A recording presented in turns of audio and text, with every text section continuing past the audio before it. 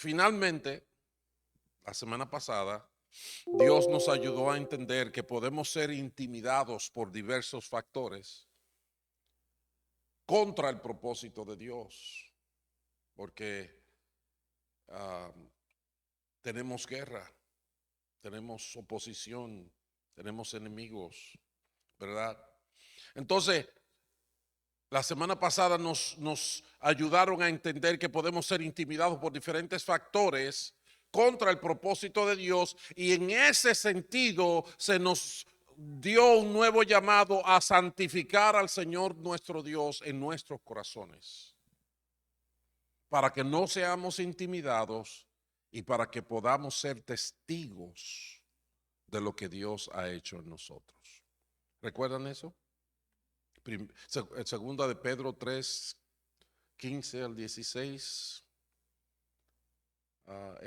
Santificad al Señor vuestro Dios en vuestros corazones y estad preparados para responder con mansedumbre y templanza a aquellos que demandan razón de la esperanza que hay en ustedes. Dice la palabra de Dios.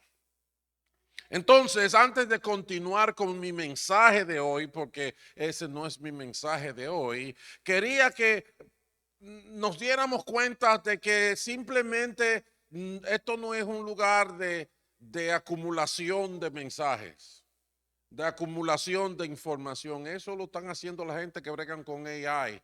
Ellos están construyendo edificios grandísimos con muchos aparatos, con mucha capacidad para almacenar mucha información. Pero nosotros no podemos volvernos simplemente una réplica de eso a una menor proporción. No. ¿Qué estamos haciendo con cada palabra que Dios nos da? Es importante que meditemos y respondamos a la pregunta de cómo la palabra de Dios me está transformando, dónde he crecido, dónde veo el impacto y aún cuál es el reto que tengo en la mano ahora mismo, cuál es el problema con que yo estoy lidiando ahora mismo en el que Jehová es mi pastor. ¿Cuál es? ¿Y estás viendo a tu pastor? No estoy hablando de mí, del bonito de verdad, del grande, del amante, del poderoso. Jehová es mi pastor. Las respuestas a todas esas preguntas nos van a revelar cuán conscientes estamos del pastoreo de Dios, cuánto Dios me pastorea a mí. Amén. Cuánto Dios me está pastoreando si yo respondo a todas esas preguntas. Entonces, en ese último mensaje se nos habló de santificar a Dios en nuestros corazones, y es una tarea significativa porque para santificar a Dios en nuestros corazones, eso toma convicción, eso toma intención y eso toma iniciativa. Tenemos que estar conscientes de lo que es eso, de lo que implica, de cuál es la naturaleza de eso. Tenemos que decidir que lo queremos, pero no solamente decidir que lo queremos, sino tenemos que empezar a caminar en esa dirección. Tenemos que ir a la ferretería a comprar las herramientas y las piezas que necesitamos para armar ese muñeco, si me permiten decirlo así. Y es una tarea que pone a sudar a cualquiera. Permítanme mostrarle un ejemplo donde se evidencia el reto para lograrlo. En Mateo capítulo 26, ya a los finales del Evangelio de Mateo, está el cuadro de la última cena del Señor con sus discípulos antes de él ser crucificado. Y el Señor les da muchas palabras que él considera pertinentes para que ellos estén preparados para lo que estaba por venir. Y en los versículos 31 al 35 dice que esta misma noche, dijo Jesús, todos ustedes me abandonarán, porque está escrito, heriré al pastor y se dispersarán las ovejas del rebaño. Pero después que yo resucite, iré delante de ustedes a Galilea. Y de repente sonó una voz por ahí atrás y dijo, un momento, aunque todos te abandonen, dijo Pedro, yo jamás lo haré. Y yo me imagino que ahí el Señor respiró hondo, así como yo. Y le dijo, te aseguro que esta misma noche, antes de que cante el gallo, me negarás 3 veces.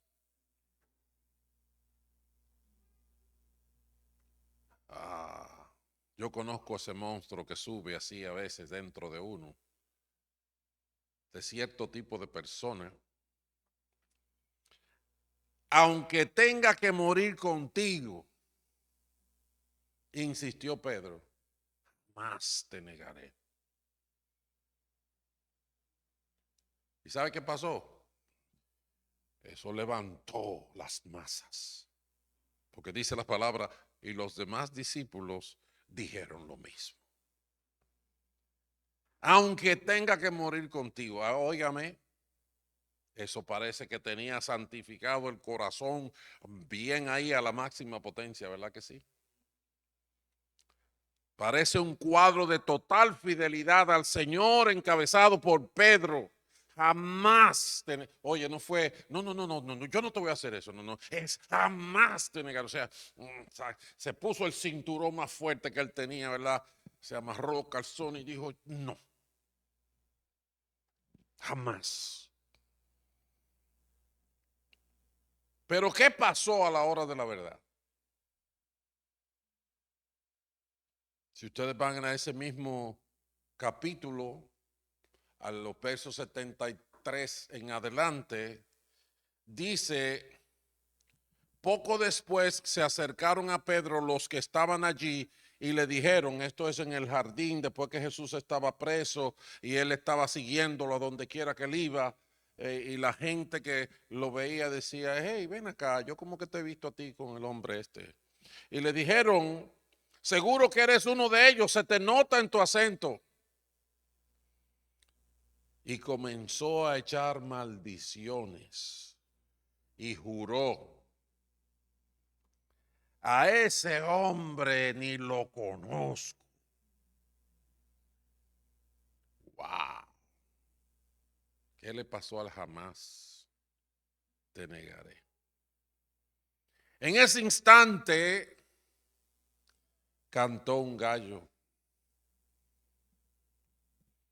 Y yo creo que cada vez que canta el gallo por la mañana, tiene que recordarnos que no somos nada. Que ser engreído no cuesta nada, pero no lleva a ninguna parte. Dice la palabra que saliendo de allí lloró amargamente. ¿No estaba todo resuelto? ¿No tenía él toda la intención? ¿No tenía todo el empuje? ¿Qué pasó? Lo que pasó, lo que estamos leyendo aquí es la tercera vez que pasa, no es la primera vez. Era la tercera vez. Ya le habían preguntado 2 veces y 2 veces. Le dijo, no, yo no sé quién es ese.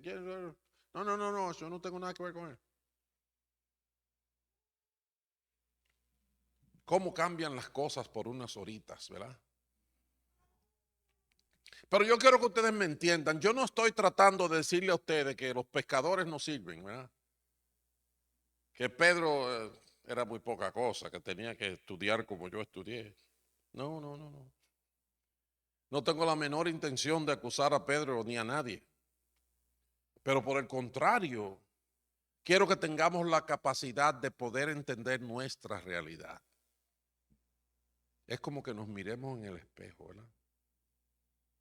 y veamos nuestra realidad y cuán difícil puede ser esa tarea de santificar al Señor Dios en nuestros corazones.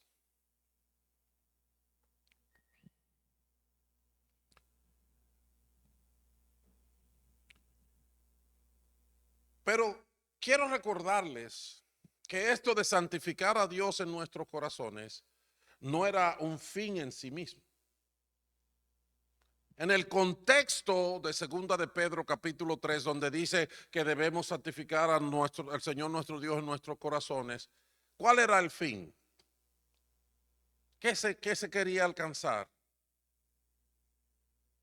Lo que dice el texto es, santifiquen al Señor en vuestros corazones para que respondan con mansedumbre y templanza a todo aquel que demande razón de la esperanza que hay en ustedes. Entonces lo que está diciendo es que tenemos que santificar al Señor nuestro Dios en nuestros corazones para que seamos testigos fieles, para que seamos hacedores, discípulos, hacedores de discípulos, para que cumplamos la gran comisión que nuestro Señor nos mandara,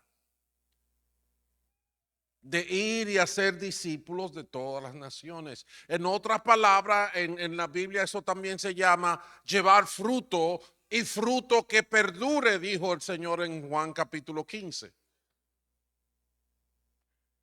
Que llevemos mucho fruto. Y en ese sentido, yo quiero manejarlo con esa terminología como tema. Y es el tema de llevar fruto.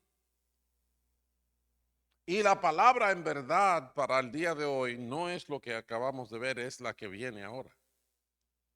En Juan capítulo 12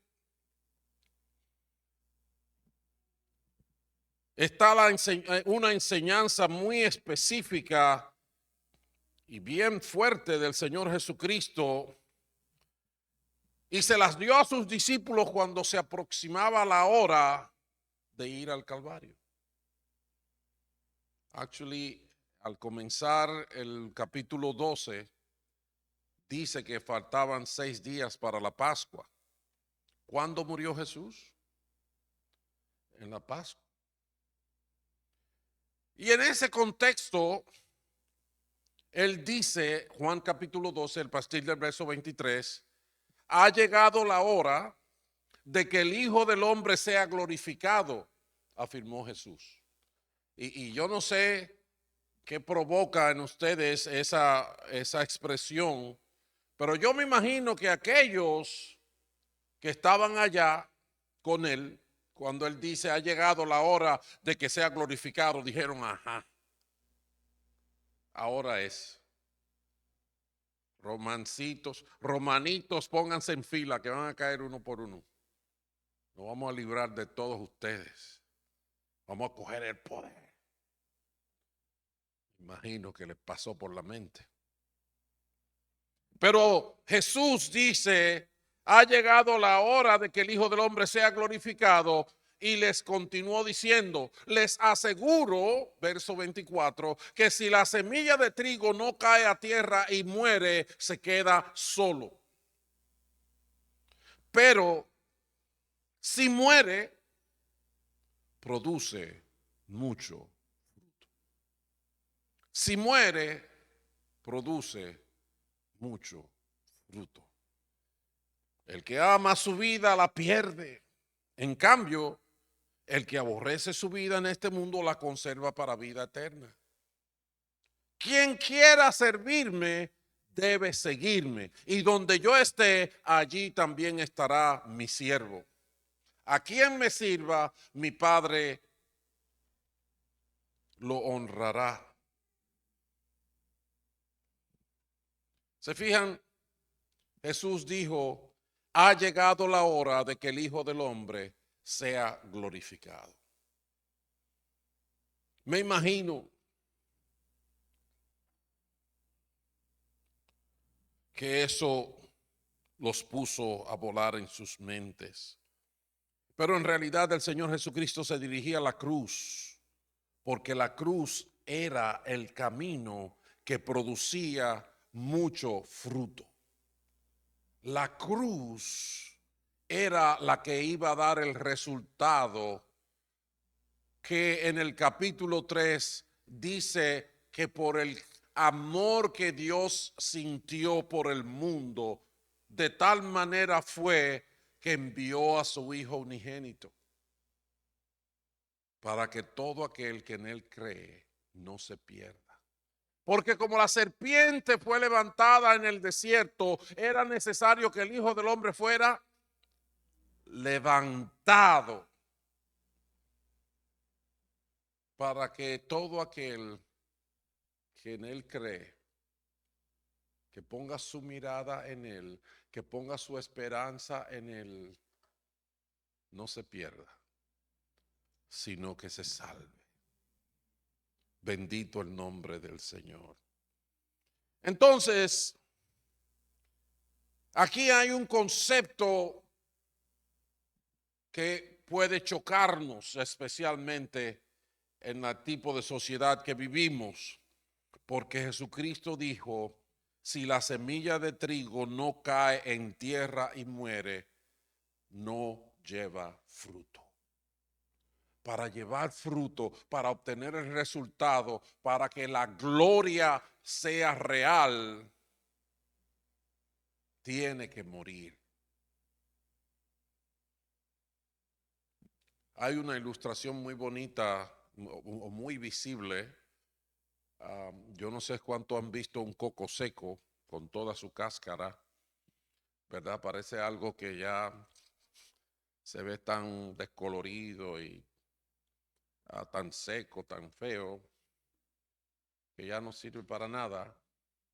Pero si usted lo deja ahí, ese cocote así, grande, de repente se le abre la cáscara y sale una hojita, un tallito, y empieza a salir.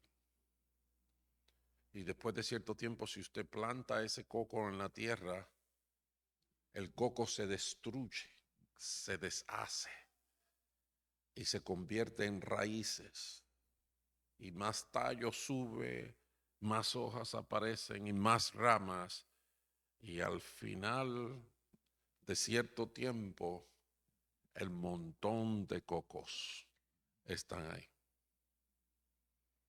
Una mata de coco puede darle 400, 500 cocos en un momento, en una cosecha, dependiendo, ¿verdad? Pero por lo menos, digamos que 100. Yo tenía una mata de coco en mi casa y el coquero iba y me decía: ¿usted quiere que se los tumbe? Yo le decía: está bien. Yo no tenía que pagarle. Él los tumbaba todos. Yo le decía: déjame una docena o dos ahí. Me las pelaba, me los dejaba ahí y llenaba su carrito entero de coco. Pum, pum, pum, pum. A vender coco para la calle. Pero se destruye el coco y aparecen todos esos otros cocos. Y esa es la lección de morir que Jesús quiere darnos a cada uno. ¿Quieres llevar fruto? Tienes que morir. ¿A cuánta gente se ganó Pedro en el patio de Herodes o de Pilato? No me acuerdo de cuál de los dos que estaba. ¿Cuánta gente se ganó Pedro? A nadie. No se ganó a nadie. Porque no había santificado al Señor Dios en su corazón. En ese sentido, es importante que entendamos que hay que morir para llevar fruto. Aclaro, no somos terroristas. Ya mamá andaba volando por allá, por la Torre Gemela. No, no somos terroristas. Esa no es la idea.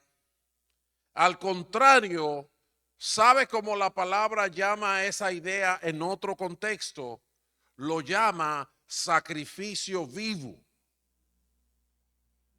Porque antes, cuando usted va al Antiguo Testamento, habían sacrificios que se llevaban y se presentaban a Dios en el altar.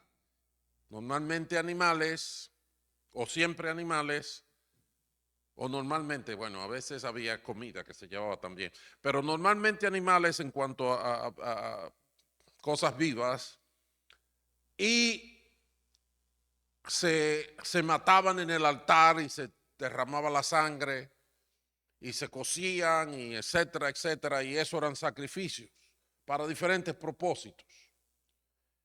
Pero cuando Jesús muere en la cruz del Calvario, cumple con la ley, con todo lo que estaba establecido, y hay una nueva realidad de vida en la que el apóstol Pablo más tarde dice: hermanos, tomando en cuenta la misericordia de Dios, de que Jesucristo cumplió la ley por nosotros, ruego que cada uno de ustedes en adoración espiritual ofrezca su cuerpo como sacrificio vivo, santo y agradable a Dios.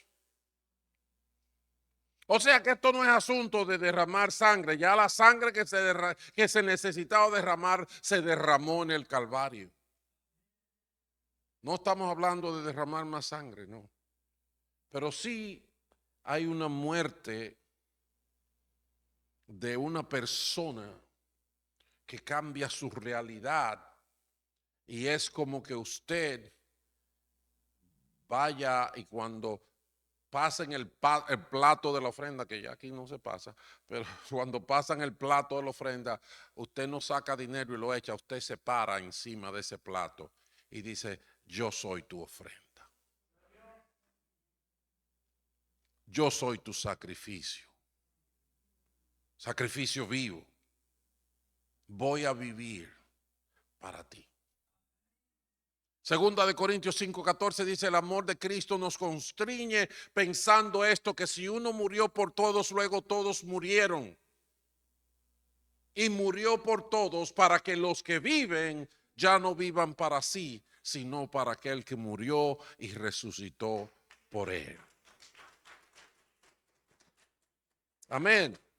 De esa muerte es que estamos hablando, donde ya mis aspiraciones no son por las que lucho, mis sueños no son mi motivación, mi gloria no es mi afán,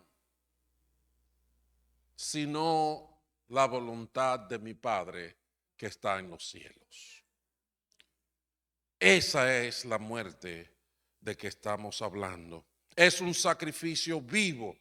Aclarándolo más, es una muerte, pero al mundo actual, a las normas y a los falsos placeres y cielos, los falsos regalos y bienestar que el mundo ofrece. En el versículo 25 el Señor dijo: el que ama su vida la pierde. En cambio, el que aborrece su vida en este mundo la conserva para la vida eterna. ¿Cuántas cosas nos venden por los anuncios, por los comerciales, las presiones sociales, los apps, las aplicaciones que hay ahora de la media, de los social media, de todo eso? Tenemos que morir a eso. Eso no puede ser nuestro interés. Eso no puede ser la motivación de nosotros levantarnos cada día. ¿Sabe por qué? Porque el Señor, cuando en Romanos capítulo 6 dice que fuimos al bautismo, dice que cuando nos bautizamos para unirnos con Cristo en su muerte. Nos bautizamos diciendo: yo entro a las aguas como si me sepultaran. Aquel día que bajaron su cuerpo del Calvario. Cuando usted entra a las aguas, te sepultan, estás muerto. Es lo que confiesas al mundo. Pero como el poder de Dios levantó que Jesús levantó a Jesucristo de los muertos, así nosotros nos levantamos ahora para vivir una vida nueva. que como decía Pablo se puede definir diciendo, ya no vivo yo, mas vive Cristo en mí. La muerte es al mundo actuar, es a las atracciones del mundo, es a las cosas del mundo. El mundo vive ofreciéndonos que estos carros, estos estilos de vida, estas vacaciones, estas cosas. Yo no digo que las vacaciones son malas, yo necesito muchas vacaciones. Pero lo que quiero decir es que no vivo sacrificándome cada día para las vacaciones. Hay un propósito mayor y más grande por el que vale la pena sacrificar mi vida. Y es la gloria del Padre. Es la gloria del Padre. Cuando decimos que estamos muertos es como un cadáver, ¿verdad? Pero para el mundo somos un cadáver. ¿Por qué? Porque el mundo nos pincha y nosotros no respondemos. Porque aquel me insulta y yo no le doy un pecozón, aunque a veces me da gana.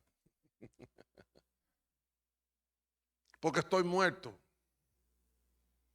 ¿Qué le pasó a Pedro cuando lo pincharon? Maldijo, dijo 3 malas palabrotas de esas por ahí. Judías, yo no me las sé ninguna, gracias a Dios. Yo no conozco a ese hombre.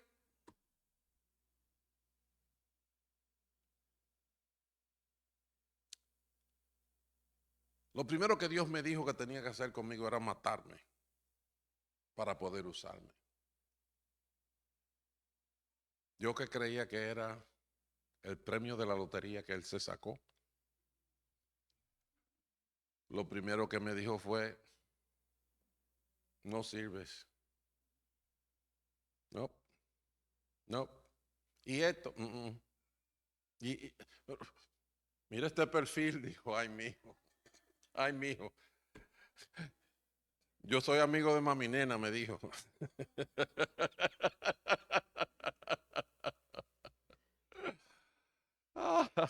No, en serio, me dijo, si te voy a usar, tengo que limpiarte. Tengo que llevarte al altar, degollarte y hacer otra cosa. Y es con respecto al mundo y las atracciones del mundo. Y en ese sentido también hay un cambio de dirección. El versículo 26, me lo perdí por aquí. El versículo 26 dice, quien quiera servirme debe seguirme. Y donde yo esté, allí también estará mi siervo. A quien me sirva, mi Padre lo honrará. Yo quería ser piloto de la Fuerza Aérea de los Estados Unidos cuando yo tenía 15 años. Y como mi mamá era ciudadana americana, ya decía, eso se hace, eso se cumple. Pero cuando tenía 16, casi 17, me tocaron a la puerta y me dijeron, quiero cenar contigo. Bendito sea su nombre. Entonces cambió mi dirección. Eso trae problemas, déjenme decirle. No es tan fácil como se ve. Yo recuerdo que me gradué de la escuela y tenía que ir para la universidad. Antes eso estaba decidido, ahora no sabía yo qué iba a hacer. Y hablando con mi papá y hablando con este y con el otro y qué bueno y que mi hermano mayor estudia ingeniería y para qué doy ingeniero, a mí no me gusta la medicina, no sé, ahora sí, estaba perdido en el espacio en un sentido. Dios cambia las cosas y la solución es irte a poner de acuerdo con Dios, porque ahora tienes que caminar en dirección a Él. El que quiera servirme debe seguirme y donde yo esté, allí también estará mi siervo. No podemos venir a la iglesia a hacer profesión de fe para luego seguir viviendo tras las cosas que el mundo vive. La muerte del sacrificio nos lleva a darle el timón de nuestras vidas al Señor. ¿Y sabe qué? Yo tengo una buena noticia. Pedro se murió. ¿Quieren ver la foto? Aquí está, en Hechos capítulo 10. Ya Pedro había muerto a Pedro. Ya se le había quitado el olorcito a pescador. Y dice la palabra de Dios que mientras él estaba orando antes de la comida, Dios le dio una visión donde le presentó animales que como la ley establecía eran impuros, y el Dios le decía a Pedro, Pedro, mátalo y cómetelo. Y Pedro le decía a Dios, no, no, no, pero ¿qué pasa? Yo no puedo comer cosas impuras. Tú dijiste que no, yo no voy a comer cosas impuras. Y Dios le decía a Pedro, mata y come. Y Pedro le decía al Señor, no, Señor, no, tú sabes bien que yo no como cosas impuras. Y en un momento el Señor le dijo, mire, fresco, a lo que yo hago usted no le llama impuro. Y no me malentiendan, Pedro tenía razón en su lógica de lo que él conocía. Pero una cosa que tenemos que aprender es que Dios es Dios. Y yo nunca voy a ser Dios. Entonces el Señor le dijo, mira Pedro, van a venir 3 hombres a buscarte. Te van a tocar la puerta. Quieren que tú te vayas con ellos. Vete con ellos. Ajá, sí, vete con ellos. Ok. Bajó Pedro, tocaron los hombres, vinieron, hicieron un acuerdo y terminó Pedro yéndose con los hombres. Y en el capítulo 10 del libro de los Hechos, Pedro llega a la casa de este hombre temeroso de Dios, que ayudaba mucho al pueblo de Dios y buscaba de Dios y se reunía en su casa, tenía grupos oasis en su casa. ¿No? Y toda la familia, los amigos, y el hombre era un tipo de influencia, era un centurión. Y cuando Pedro entró, dice que en el verso 27, Pedro entró en la casa conversando con él y encontró a muchos reunidos. Entonces les habló así, ustedes saben muy bien, dice Pedro, Pedro todavía estaba, como decimos los dominicanos, estaba chivo. ¿Qué es lo que Dios quiere aquí?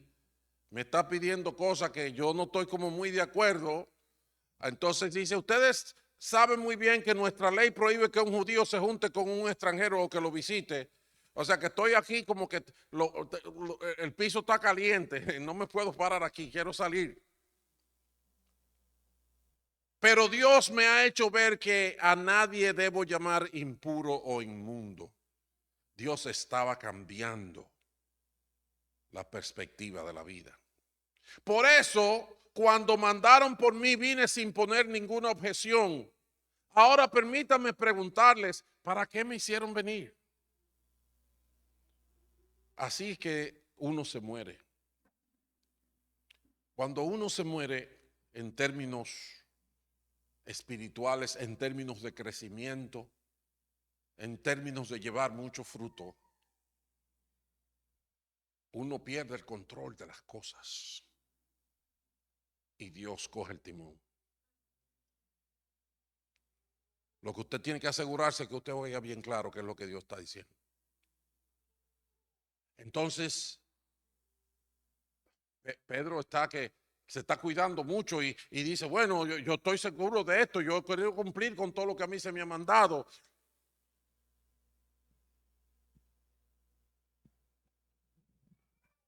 Entonces, cuando él les pregunta, ¿para qué me hicieron venir? Ellos le explicaron lo que Dios había hecho con ellos, lo que Dios le había dicho y por qué ellos lo habían ido a buscar. Entonces, dice el verso 34 que Pedro tomó la palabra y dijo, ahora comprendo que en realidad para Dios no hay favoritismo, sino que en toda nación Él ve con agrado a los que le temen y actúan con justicia.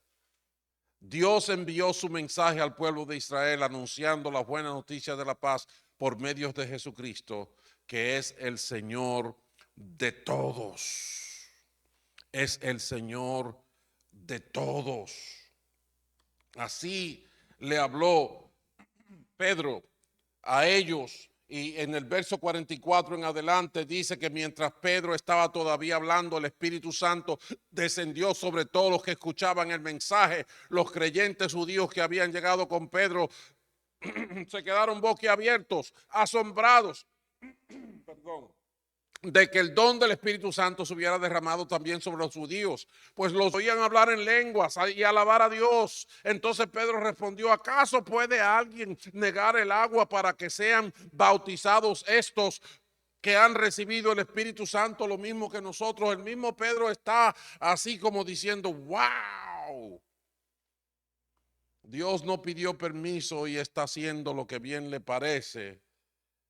Creo que ha llegado la hora de que nosotros hagamos lo que Dios dice. Mandó que fueran bautizados en el nombre de Jesucristo. Entonces le pidieron que se quedaran con ellos algunos días. Se murió Pedro. La muerte que necesitaba haber en su interior, ese hombre viejo que necesitaba morir, como dijo Juan el Bautista en una ocasión cuando Jesucristo empezó su ministerio. Sus discípulos empezaron a decir: mira, aquel que tú bautizaste ahora está predicando más que tú y bautizando más que tú. Él le dijo: es necesario que él crezca y que yo mengue. Yo tengo que menguar. Me ha llegado la hora de morir, no físicamente, morir en la esencia de la vida, para que ya no viva yo, sino que viva Cristo en mí. Ese morir es para llevar fruto. Cuando Pedro negó al Señor, no se ganó a nadie. Pero cuando Pedro se negó a sí mismo, aquí empezó a ganar almas para Cristo. No solamente a ganar almas, a abrir las puertas del reino de Dios para los gentiles de una forma oficial. Porque hasta entonces ellos estaban enfocados en los judíos solamente. El Señor Jesucristo mismo dijo en un momento que cuando Él fuera levantado de la tierra, atraería a todos a sí mismo. Él atraería a todos a sí mismo. Con su muerte se ganó salvación, hubo salvación. Por su muerte se ganaron las almas. Así que es importante que entendamos, hermanos, cómo se lleva mucho fruto. Para llevar fruto hay que morir. ¿Puedes decir eso conmigo? Para llevar fruto hay que morir.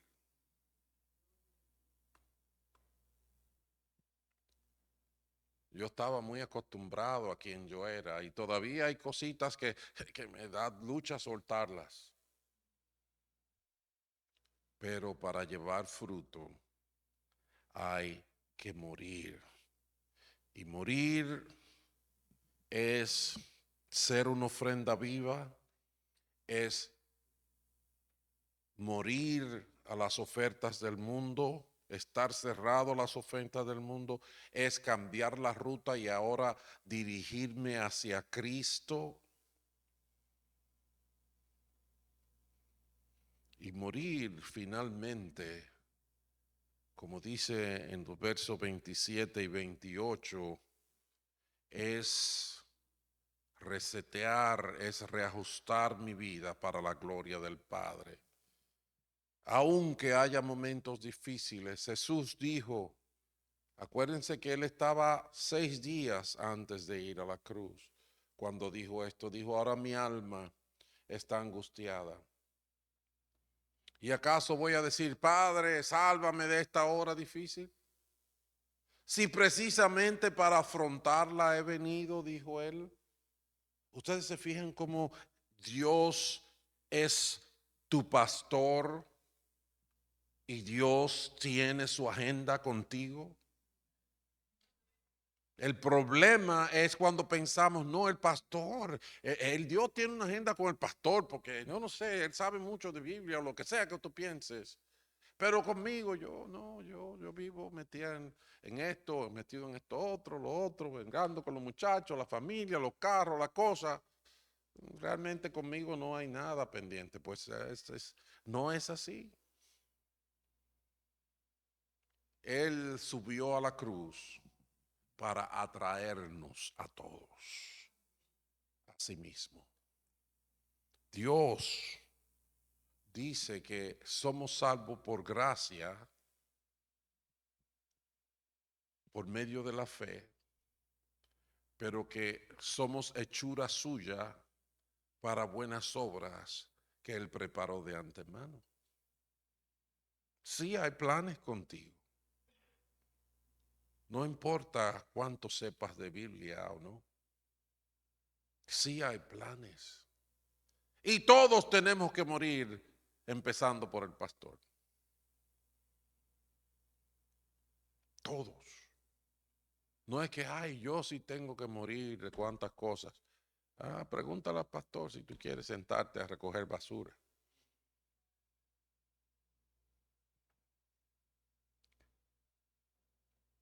Precisamente para eso he venido.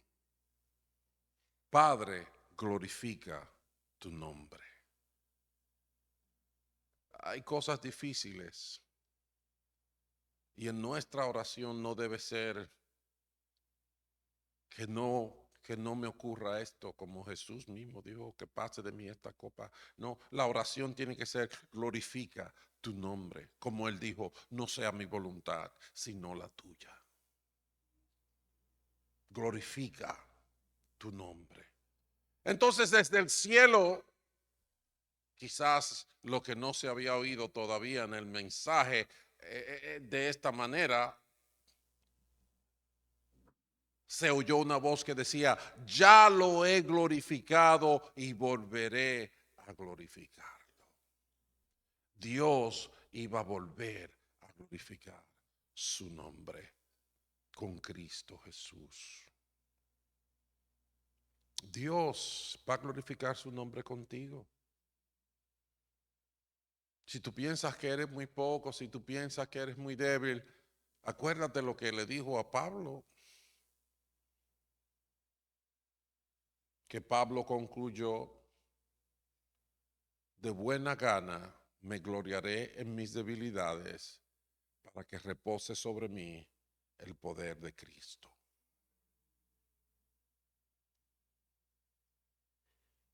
Una vez escribí una cita que decía, con Dios no hay penalidad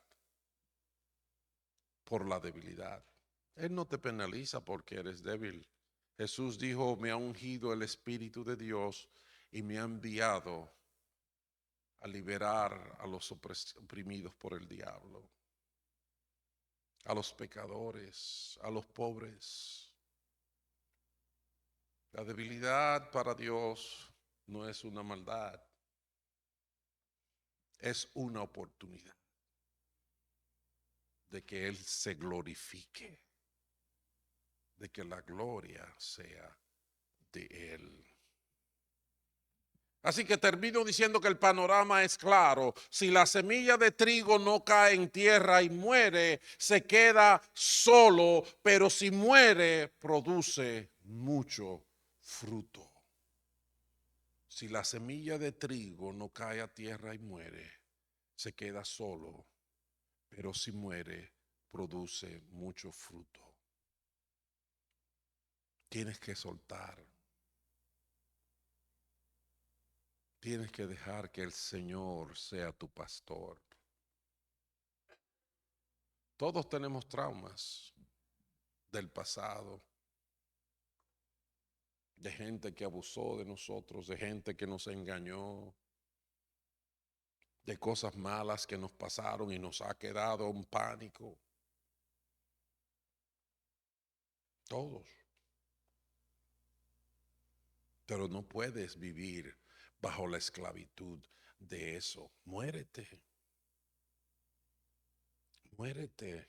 Y no estoy hablando físicamente, estoy hablando de entrégale a Dios quien eres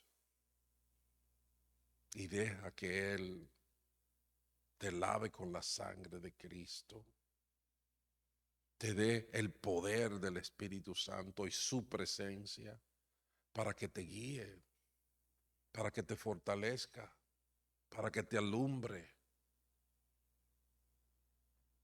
No tienes que parecerte a ningún predicador ni a alguna persona famosa. No, no, no. Pero no dejes que el pasado te hunda y te impida morir y llevar mucho fruto. Muere. Quítate la ropa vieja, quítate la ropa vieja. Dios va a crear una nueva criatura de acuerdo a su imagen, de acuerdo a su propia santidad. Y lo que para el hombre es imposible, para Dios es posible. Y te vuelvo a preguntar, ¿es el Señor tu pastor? Entonces, tienes que pensar, ¿qué está haciendo tu pastor contigo? ¿Qué está haciendo el Señor contigo? ¿A dónde te quiere llevar? ¿Qué te ha dicho el Señor? ¿Qué está tratando de cambiar? Te voy a pedir que te pongas de pie y que ahora mires al Señor. Podemos cerrar allá atrás.